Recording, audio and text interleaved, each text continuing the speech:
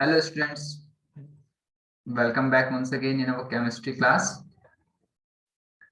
As you know that we have started our second chapter, acid, base and salt. In this chapter, till now we have taken an overview of acid. कल मतलब हमने previous class में बात करी, previous lecture में बात करी, उसमें हमने बात करी एसिड्स के बारे में। आज जो हम बात करेंगे, आज ओवरव्यू रहने वाला है। स्टार्टिंग में हमने कैसे मॉड्यूल बनाया था, जब मैंने बताया था कि ओवरव्यू क्या होने वाला है चैप्टर का। पहले हम स्टार्टिंग में एसिड्स का ओवरव्यू लेंगे, एक जनरल आइडिया लेंगे कि एसिड्स क्या है, जनरल आइडिया ऑफ बेसिस। फिर उसके बाद हम इनके केमिकल प्रॉपर्टीज, फिजिकल प्रॉपर्टीज और यूजेस के बारे में पढ़ेंगे। तो पिछले जो वीडियो था उसमें हमने एसिड के बारे में पढ़ा कि भाई एसिड सो टेस्ट होता है, फिर कैसे उसमें थोड़ा सा एवोल्यूशन आया, फिर उसका हमने एरियनियस एसिड की डेफिनेशन दी थी कि जब भी उसको वाटर में डिसॉल्व करेंगे तो उसमें कम से कम एक प्रोटॉन आयन यानी H पॉजिटिव आयन वो रिलीज करेगा। जब वो H पॉजिटिव आयन रिलीज करेगा वाटर में, तो वो H पॉजिटिव आयन क्या बन जाता है, हाइड्रोनियम आयन बन जाता है, H3O पॉजिटिव। ये तो बात हो गई थी एसिड की। आज के जो हम वीडियो में सीखेंगे वो आज हम बेस का ओवरव्यू लेंगे कि बेसिस क्या होते हैं। फिर हम देखेंगे कि इंडिकेटर्स क्या होते हैं, कितने टाइप्स के इंडिकेटर्स होते हैं, क्या क्या उनका यूज होता है, और यूनिवर्सल इंडिकेटर किसे कहते हैं। So let's start our first topic of today, that is base. अब बेस क्या होता है, देखो फिर से वही बात है जो हम स्टार्टिंग करी थी एसिड के बारे में कि भाई पहले केमिकल कंपाउंड लिया जाता था और उसको टेस्ट करते थे। पहले केमिकल कंपाउंड को लेते थे और उसे टेस्ट करते थे। अब क्या करा, टेस्ट करा, टेस्ट करने में बिटर टेस्ट आया। बिटर टेस्ट मतलब थोड़ा सा कड़वा टेस्ट आया। तो जो भी केमिकल कंपाउंड का बिटर टेस्ट आता रहा तो कह दिया भैया ये बेस है।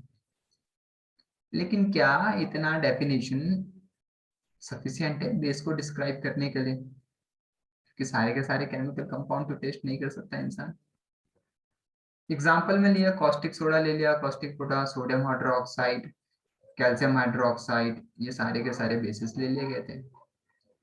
लेटर ऑन क्या हुआ कि सबको टेस्ट करना बहुत टफ था। भाई अब जैसे हम एग्जांपल ले लें कि हमारे पास जो और बेसिस हैं, सपोज सोप होता है, सोप भी बेस होता है। टूथपेस्ट, टूथपेस्ट भी बेस होता है, बेसिक प्रोडक्ट है। इनो, ये कुछ जनरल है। बेकिंग पाउडर वो भी बेस होता है। फिर क्या हुआ कि मतलब बहुत सारे केमिकल कंपाउंड ऐसे थे जिनको टेस्ट करना पॉसिबल नहीं था। तो फिर एक अरेनियस साइंटिस्ट है, उन्होंने अरेनियस बेस का डेफिनेशन दिया। जैसे अरेनियस एसिड का डेफिनेशन दिया था, अरेनियस एसिड का डेफिनेशन जो दिया था वो बताओ क्या दिया था अगर याद होगा तो, कि एक्वस मीडियम में, एक्वस मीडियम का मतलब जब वाटर में डिसॉल्व करा जाएगा किसी केमिकल कंपाउंड को और अगर वो H पॉजिटिव आयन रिलीज कर रहा है तो हमने कहा वो अरेनियस एसिड है। when a chemical compound is dissolved in aqueous solution, इसका मतलब वाटर में जब भी हम उसको डिसॉल्व करेंगे तो वो H पॉजिटिव आयन अगर रिलीज करेगा तो हम उसको कहेंगे अरेनियस एसिड है। तो ऐसे ही अरेनियस बेस का डेफिनेशन बनाया गया कि भी केमिकल कंपाउंड को वाटर में डिसॉल्व करेंगे तभी जाके अरेनियस प्रॉपर्टी शो करेगा, जब इसको वाटर में डिसॉल्व करेंगे। वाटर में अगर डिसॉल्व नहीं करेंगे so we can not say that कि अरेनियस प्रॉपर्टी शो कर रहे हैं।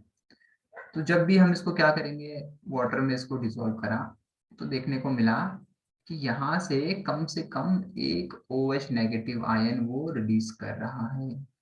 कौन रिलीज कर रहा है, बेस। जब भी वाटर में हम बेस को डिसॉल्व करेंगे तो वो एक OH नेगेटिव आयन रिलीज करेगा। अब एक OH नेगेटिव आयन क्यों रिलीज करेगा ये हम केमिकल प्रॉपर्टीज में बातें करेंगे, लेकिन आज हम सिर्फ बेस का ओवरव्यू ले रहे हैं कि बेस एक्चुअली में होता क्या है। एक डेफिनेशन समझ में आई कि बेस का बिटर टेस्ट होगा, but it can not be possible to taste everything. Then Arrhenius comes. तो क्या कंक्लूजन निकाला कि भाई केमिकल कंपाउंड को वाटर में डाल, वाटर में डिसॉल्व करने के बाद देखा अगर वो OH नेगेटिव आयन दे रहा है, अगर वो OH नेगेटिव आयन प्रोड्यूस कर रहा है वाटर के अंदर तो हम कहेंगे वो बेस हो जाएगा। और अगर हाइड्रोजन आयन प्रोड्यूस कर रहा है तो हम कहेंगे वो एसिड हो जाएगा। एग्जाम्पल के अगर फॉर्म में देखें तो sodium hydroxide, calcium hydroxide, potassium hydroxide. तो बहुत जनरल से आइडेंटिफिकेशन हो रहा है, अभी केमिकल फॉर्मूले से ही आइडेंटिफिकेशन हो रहा है कि कौन बेस है कौन एसिड है। बहुत इजी डेफिनेशन दे दिया कि केमिकल फॉर्मूला से देख के भी आप लोग बता सकते हो कि बेस कौन है। भाई हमने देखा कि सोडियम हाइड्रोक्साइड में OH, जहां पर भी हाइड्रोक्साइड हमें दिखेगा हम कहेंगे ये बेस है। जहां पर भी हाइड्रोजन पहले दिखेगा H2SO4, HNO3, in terms of erroneous, हाँ इन टर्म्स ऑफ एरेनियस, वो क्या होंगे, एसिड। तो ये एक जनरल आइडिया आया हमारे पास कि बेस क्या होते हैं और एसिड क्या होते हैं। भाई जब बेस और एसिड रिएक्ट करते हैं तो वो न्यूट्रलाइजेशन रिएक्शन होता है। लास्ट चैप्टर में हमने बात की थी कि जो न्यूट्रलाइजेशन रिएक्शन होता है वो बहुत फास्ट होता है, तभी कहते हैं ना इनो काम करे सिर्फ 6 सेकंड में। ऐड देखा होगा भाई इनो का कि काम करे सिर्फ 6 सेकंड में। क्यों 6 सेकंड में कह रहा है, भाई हमारे पेट में हाइड्रोक्लोरिक एसिड होता है, जब भी हम कुछ सॉल्टी खा लेते हैं, बहुत मसालेदार खा लेते हैं, तो हाइड्रोक्लोरिक एसिड का अमाउंट बढ़ने लगता है, तो पेट में एसिडिटी होने लगती है। अब उस एसिडिटी को, यानी जो एसिड का अमाउंट बढ़ गया है, उसको न्यूट्रल करना पड़ेगा। न्यूट्रलाइजेशन रिएक्शन के बारे में हमने पढ़ा लास्ट वीडियो में कि न्यूट्रल कैसे होता है। भाई न्यूट्रल होगा जब एसिड में बेस ऐड कर देंगे। तो जो इनो होता है, ईटेबल बेस, उसको हम इनहेल कर लेते हैं, खा लेते हैं। अब न्यूट्रलाइजेशन रिएक्शन बहुत फास्ट होता है, इसीलिए टैगलाइन बना दिया उन्होंने कि काम करे सूरज 6 सेकंड में काम कर ले। टूथपेस्ट की बात करें तो यहाँ पर भी क्या होता है, इसमें बेस प्रेजेंट होता है। भाई हम लोग खाना खाते हैं, बहुत सारों के दांतों में देखते हो कि येलो कलर का एक लेयर जम जाता है। वो येलो कलर का लेयर जमता कैसे, साइवा होता है हमारे माउथ में, जो फूड होता है उसके साथ रिएक्ट करके एक येलो कलर का लेयर, उसको शायद पायोरिया कहते हैं, जो टीथ में जम जाता है। अब जब वो टीथ में जम जाता है तो यानी वो एसिडिक रिएक्शन हो गया वहां पे। अब टूथपेस्ट में क्या होता है, बेस होता है, क्या करेगा, उसको वापस न्यूट्रल करेगा, इसीलिए जो ढंग से टूथपेस्ट करता है उसका नाम शाइन करते हैं।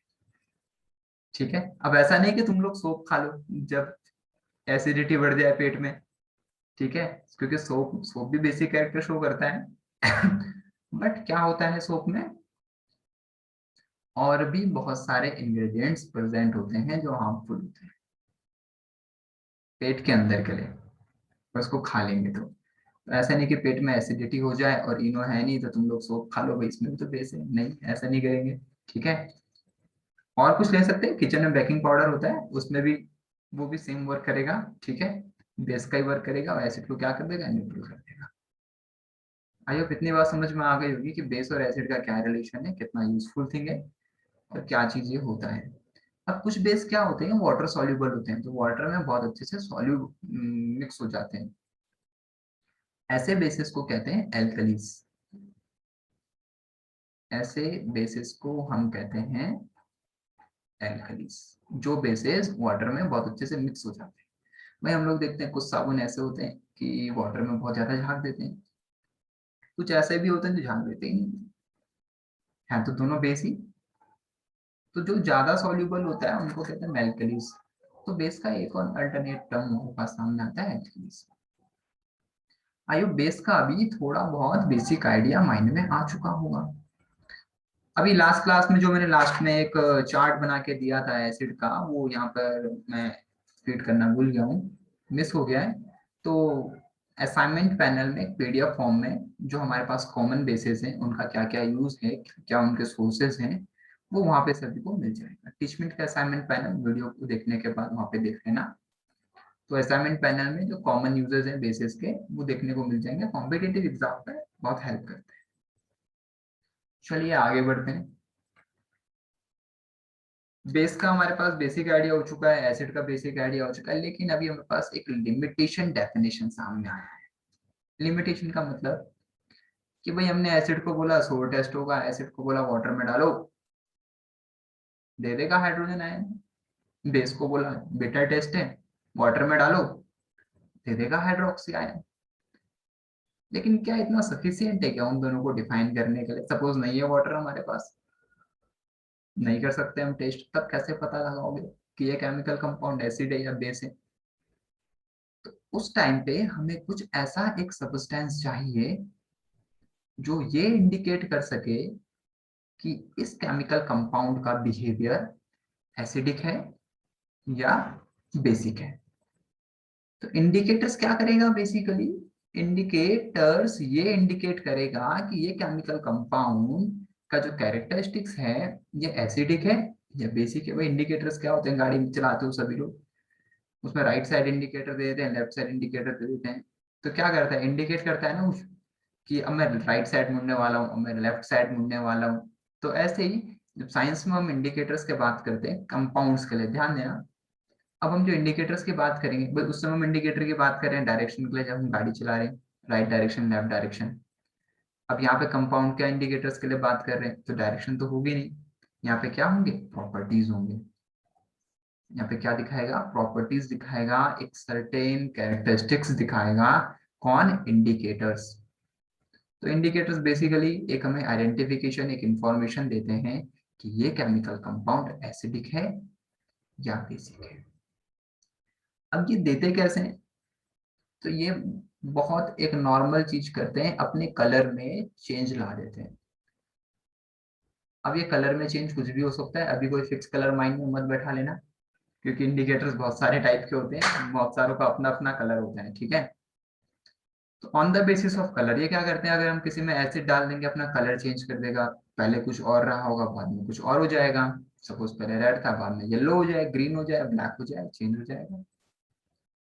तो ये इंडिकेटर्स होते हैं। अब इतना आइडिया होता होगा कि जो केमिकल कंपाउंड होगा जब हम इंडिकेटर्स में उसको मिक्स करेंगे तो इंडिकेटर क्या चेंज कर देगा, अपना कलर चेंज कर देगा। और कलर चेंज का इंडिकेशन ही, ध्यान देना, कलर चेंज का इंडिकेशन ही ये शो करेगा कि ये chemical compound acidic characteristic show कर रहा है या बेसिक कैरेक्टरिस्टिक शो कर रहा है।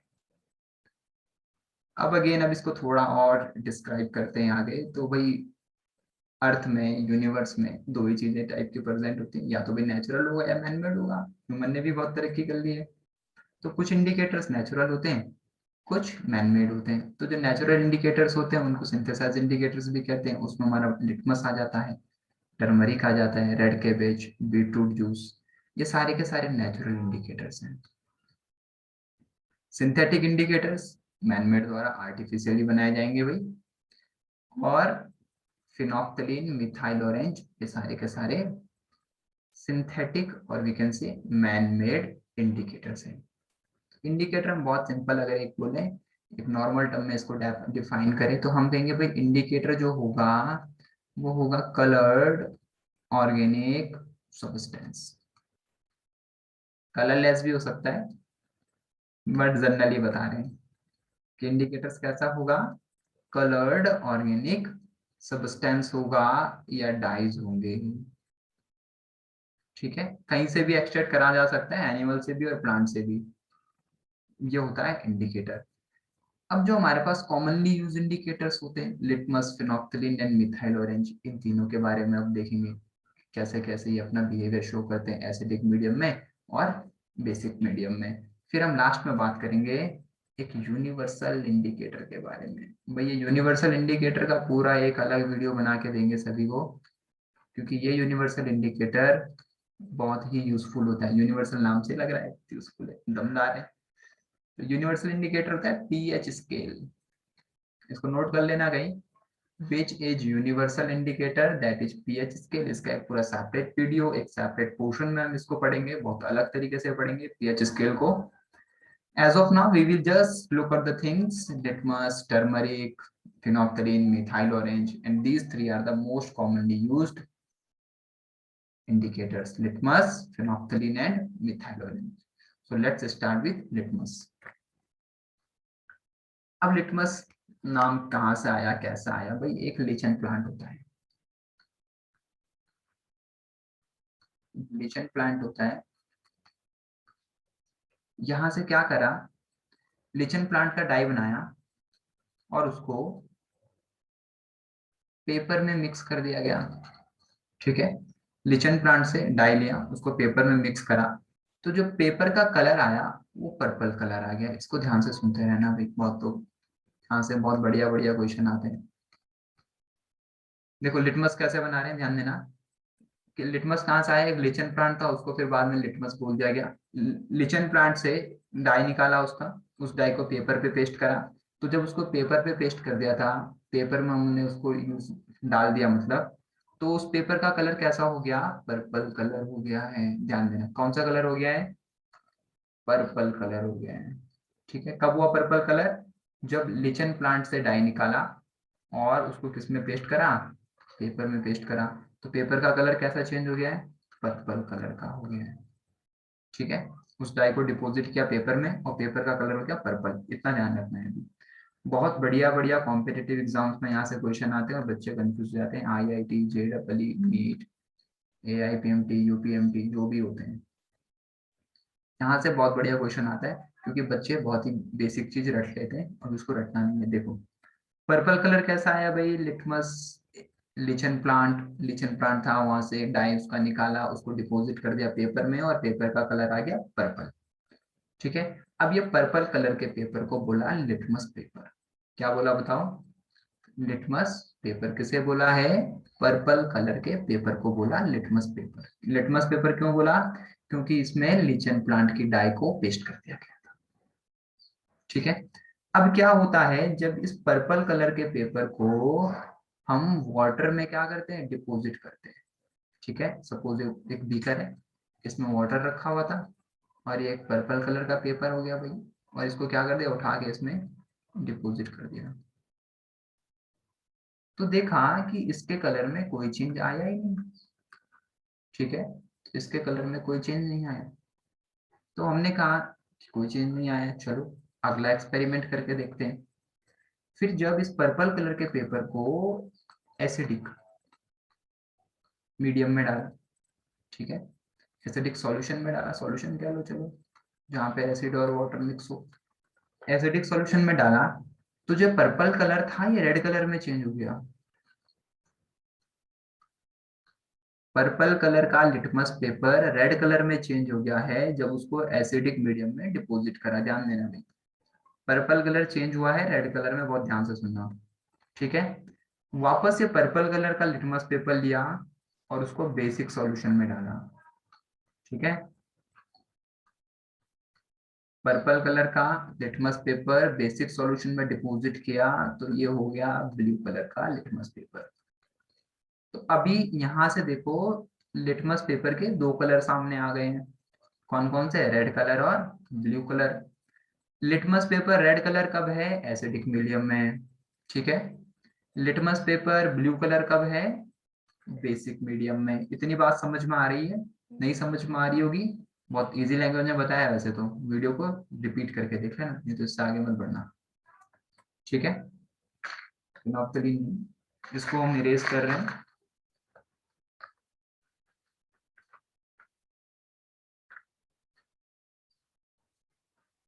भाई लिटमस पेपर एसिडिक मीडियम में रेड कलर का होगा और बेसिक मीडियम में ब्लू कलर का होगा। अब देखो भाई क्वेश्चन कैसा आता है, क्वेश्चन आता है कि what happens when blue litmus paper deposited into acidic medium. बताओ क्या होगा भाई, एसिडिक मीडियम में लिटमस पेपर का कलर कैसा हो जाता है, अरे भाई रेड हो जाता है। तो जब ब्लू लिटमस को, ब्लू का स्पेलिंग सही कर लेना भाई, BLUE होता है, स्पेलिंग में ध्यान मत दिया करो। अब देखो ब्लू लिटमस पेपर था, ठीक है, अब ब्लू लिटमस पेपर को जब एसिडिक मीडियम में डिपॉजिट करा, तो इसका कलर कैसा हो जाता है बताओ, रेड हो जाता है। तो इसका मतलब ये लिटमस पेपर की कैरेक्टरिस्टिक है भाई, पर्पल था तब भी रेड हो गया था, ब्लू था तब भी रेड हो गया, रेड होगा तो तब भी रेड ही रहेगा। तो ये लिटमस पेपर का कैरेक्टरिस्टिक्स है कि जब भी वो एसिडिक मीडियम में जाएगा तो उसका कलर कैसा हो जाएगा, रेड हो जाएगा। अब इसको याद कैसे करेंगे, ये बहुत सिंपल कर लेना, ABR, acidic medium, blue litmus paper changes into red. अब ऐसे याद करने की जरूरत नहीं है, पूरा कॉन्सेप्ट समझो। ठीक है, अगला आएगा, अब बताओ ब्लू, अब हम रेड अगर लिटमस पेपर ले लें क्या होगा बताओ, और उसको हमने डाल दिया बेसिक नेचर में। बेसिक नेचर में, बेसिक सॉल्यूशन में लिटमस पेपर का कलर कैसा होता है, ब्लू होता है। तो ये कलर कोई सा भी हो, इससे कोई फर्क नहीं पड़ता। बेसिक सॉल्यूशन में डिपॉजिट कर दिया ना, तो वो चेंज हो जाएगा किसमें, ब्लू में। तो देखो चेंज इन कलर आ गया, तो उसने इंडिकेट कर दिया कि ब्लू कलर में अगर मैं चेंज हो जाऊं तो समझ लेना ये सॉल्यूशन बेसिक है। अगर मैं रेड कलर में चेंज हो जाऊं तो समझ लेना सॉल्यूशन एसिडिक है। अच्छा, अब क्वेश्चन आता है, अगर मैं कलर ही ना चेंज करूं तो सॉल्यूशन बताओ क्या होगा। अरे भाई, नो चेंज किस में आया था, वाटर में आया था। ना एसिडिक होगा ना बेसिक होगा, न्यूट्रल होता है ना वाटर का। अगर तुम आयनाइजेशन करो तो H पॉजिटिव OH नेगेटिव देखने को मिलेगा भाई, बेस भी है और एसिड भी है, न्यूट्रल है भाई, इसीलिए कोई चेंज नहीं होगा। आई होप लिटमस समझ में आ गया होगा कहाँ से कैसे हुआ है। चलो भाई आगे बढ़ते हैं। फिनोप्थलीन के बारे में अगर हम बात करें तो फिनोप्थलीन भी एक ऑर्गेनिक डाई है, इसमें ज्यादा कुछ समझने के लिए है नहीं, लिटमस पेपर में बहुत अच्छा कॉन्सेप्ट था। फिनोप्थलीन एक ऑर्गेनिक डाई है जो, जिसका ये कलर कुछ होता नहीं है इसका, ठीक है, फिनोप्थलीन कलरलेस होता है। इसको एसिडिक सॉल्यूशन में डाल लो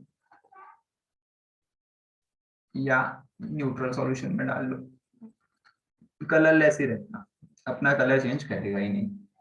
लेकिन जैसे ही इसको बेसिक सॉल्यूशन में डालोगे, ये अपना कलर पिंक कलर में चेंज कर देगा, लड़कियों का फेवरेट होता है, तो ये याद हो जाएगा लड़कियों को। भाई कलरलेस है, बेसिक में डाल दो तो किस में चेंज हो जाएगा, पिंक कलर में। तो फिनोप्थलीन का पी और इसका पी याद कर लेना कि फिनोप्थलीन अगर चेंज होगा तो सिर्फ पिंक में होगा, अदरवाइज कलरलेस ही रहेगा। और पिंक में चेंज होगा कब, जब बेसिक होगा, ठीक है। आई होप फिनोप्थलीन क्लियर हो गया होगा। फिनोप्थलीन में इतना ही, ऑर्गेनिक डाई कलरलेस है, एसिडिक में कलरलेस ही रहेगा, बेसिक में पिंक में चेंज हो जाएगा।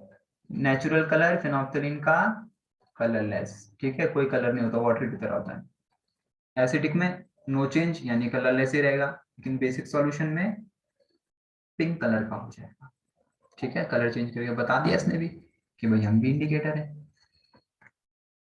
मिथाइल ऑरेंज बताओ, नाम से समझ में आ रहा है कैसा कलर होगा इसका, भाई ऑरेंज कलर होगा, नाम ही उसका मिथाइल ऑरेंज है। तो ये ऑरेंज कलर का ऑर्गेनिक डाई है, बहुत सिंपल है, देखो ये सब। मिथाइल ऑरेंज ऑर्गेनिक डाई है, ऑरेंज कलर। एसिडिक मीडियम में, एसिडिक मीडियम में ये रेड कलर में चेंज हो जाता है। कौन चेंज होगा, मिथाइल ऑरेंज, यानी ऑरेंज चेंज होगा रेड में, एसिडिक मीडियम में। बेसिक मीडियम में ये चेंज हो जाएगा येलो में, यानी जब इसको बेस में डालेंगे तो ऑरेंज येलो में चेंज हो जाएगा, एसिडिक में डालेंगे तो रेड में चेंज हो जाएगा। ये तीन बहुत ही इंपॉर्टेंट इंडिकेटर्स हैं जो लेबोरेटरी में भी यूज होते हैं, जनरल लाइफ में भी यूज होते रहते हैं एसिड और बेस के आइडेंटिफिकेशन के लिए। भाई H2SO4 है, उसको जीभ में थोड़ी रखोगे, ये सो टेस्ट है या बीटा टेस्ट है, जीभ जला देगा भाई, ठीक है। तो इंडिकेटर्स रिक्वायर्ड है उसके लिए, एसिडिक मीडियम रिक्वायर्ड है या वाटर रिक्वायर्ड है, ठीक है। अब कुछ और भी हमारे पास होते हैं, जैसे हमने बात करी थी स्टार्टिंग में, ये भी इंडिकेटर्स हैं भाई। रेड कैबेज, इनको भी पढ़ ही लेते हैं। रेड कैबेज जूस होता है, कहाँ से मिलेगा, रेड कैबेज से मिलेगा, बहुत सिंपल है। रेड कैबेज जूस कहाँ से मिलेगा, रेड कैबेज से मिलेगा। कैसा कलर होगा, अरे भाई रेड कलर का होता है, नाम ही देखो रेड, ठीक है। कैसा कलर का होगा, रेड का ही रहता है भाई। इसको एसिडिक मीडियम में डालोगे तो रेड ही रहेगा, यानी नो चेंज आ जाएगा, ठीक है। Red cabbage juice red organic die होता है, एसिडिक मीडियम में डालोगे तो रेड ही रहेगा, बेसिक मीडियम में अगर इसको डाल दोगे तो वो ग्रीन हो जाएगा, ठीक है। इसके लिए इतना ही है। अगला अगर हम देखें टर्मरिक जूस, टर्मरिक मतलब सभी को पता होगा, ठीक है। टर्मरिक जूस कैसे कलर का होगा, येलो कलर का होगा, ठीक है। टर्मरिक जूस येलो कलर का होता है। अगेन इसको भी एसिडिक में डाल दोगे तो येलो ही रहेगा, और बेसिक सॉल्यूशन में डिपॉजिट कर दोगे तो रेडिश ब्राउन हो जाएगा, ठीक। ये टर्मरिक जूस का था। जिसमें लास्ट आता है, ये बहुत इंपॉर्टेंट है, इसको बहुत अच्छे से पढ़ लेंगे। Olfactory OLFACTORY, indicators. अब ये पहला इंडिकेटर ऐसा है जो स्मेल बेस्ड इंडिकेटर है, ये कलर चेंज नहीं करेगा, ठीक है। इसमें यूज होते हैं जैसे ऑनियन, वेनिला, ये सब यूज होते हैं, ये स्मेल बेस्ड है। अब होता क्या है, इन सबसे प्लीजेंट स्मेल निकलती रहती है, तो इसका मतलब जब इनमें हम एसिड डालेंगे, बेस डालेंगे, तो इनकी स्मेल में कुछ ना कुछ चेंजेस आने वाला है, ठीक है। वेनिला का बता देते हैं, जब हम इसमें वेनिला में इसको साफ साफ लिख लेता हूँ, VANILLA, ठीक है। वेनिला अगर हम ले लेते हैं, जब हम वेनिला में बेस डालते हैं, कोई सोडियम हाइड्रोक्साइड अगर हम डाल देते हैं, तो इससे एक बहुत अच्छी प्लीजेंट स्मेल निकलती है। लेकिन जैसे ही हम इसमें एसिड डाल देते हैं HCl, तो इसकी स्मेल गायब हो जाती है, नो स्मेल शो करता है। तो इस टाइप के इंडिकेटर्स को, जो स्मेल बेस्ड इंडिकेटर्स होते हैं, एक ही होते हैं, ऑल्फैक्टरी इंडिकेटर्स। और बाकी सारे के सारे इंडिकेटर्स कौन से थे, colour based indicators. Universal indicator pH scale के बारे में अलग से एक वीडियो बनेगा, उसको हम अलग से बाद में पढ़ेंगे। तो एसिड और बेस का ये सारा का सारा डेफिनेशन था। On the basis of indicators देख लिए, अब on the basis of solutions देख लिया है, on the basis of taste देख लिया है। अब पढ़ेंगे physical property, chemical property, next lecture से पढ़ेंगे सभी के सभी। उससे पहले थोड़ा सा एक चार्ट देख लेते हैं। ये चार्ट देख लेना, बहुत सिंपल है भाई। इंडिकेटर था लिटमस, न्यूट्रल कलर पर्पल, पहले पर्पल था, जब एसिडिक में डाला तो रेड हो गया, बेस में डाला तो ब्लू हो गया। पर्पल चेंज हुआ है, ध्यान रखना, पर्पल रेड में चेंज हुआ है, पर्पल ब्लू में चेंज हुआ है। फिनोल्फ्थालीन कलरलेस था, एसिडिक सॉल्यूशन डाला तो कलरलेस ही रहा, बेस डाल दिया तो पिंक हो गया। मिथाइल ऑरेंज, ऑरेंज कलर होता है इसका पहले से ही। भाई क्या हुआ, एसिडिक में डाला रेड हो गया, बेसिक में डाला येलो हो गया। अब देखो भाई, ये होमवर्क है, एक बता रहा हूँ कैसे करना है, ठीक है। ऐसे चार्ट कंप्लीट करके भेजेंगे मुझे, मैम को भेज देना, मैम मुझे भेज देगी। HCl है, देखो ब्लू लिटमस सॉल्यूशन को रेड में चेंज कर देगा, क्यों, क्योंकि HCl एसिड है, ठीक है। HCl है, रेड लिटमस सॉल्यूशन को नो चेंज, क्योंकि एसिड लिटमस को क्या करता है, रेडी करता है ना, तो पहले से रेड है वो, तो कोई चेंज होगा ही नहीं।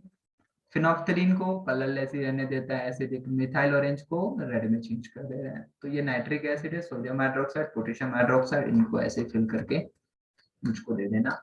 और आज की क्लास के लिए इतना ही, फिर मिलेंगे नेक्स्ट वीडियो में, और भी कुछ नई नई चीजें सीखने को मिलेंगी। तब तक के लिए थैंक यू।